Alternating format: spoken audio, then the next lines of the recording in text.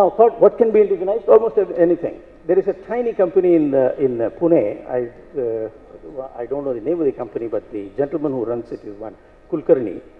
He takes any part of an air conditioner and indigenizes.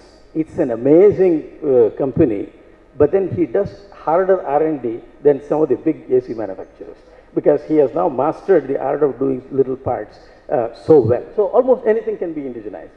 And the caution we have to exercise is large systems need considerable time to indigenize due to system complexity, and therefore smaller systems, subsystems, parts are easier to stack.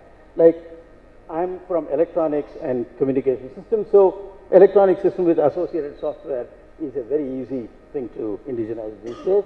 Systems and parts with known materials are also easy to indigenize. So I will now switch gears and just give an example of what is happening.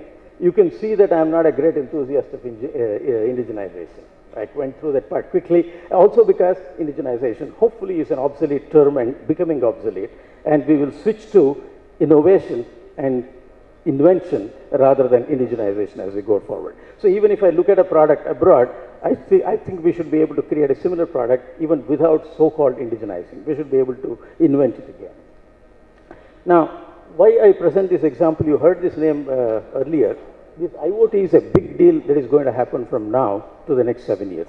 This was something which was happening for the last 3 years in labs and in universities, but it is going to change the complexion very quickly, and it is going to be a huge area, both in terms of its extent of application and the mere market size. I'll show you a couple of examples in a moment.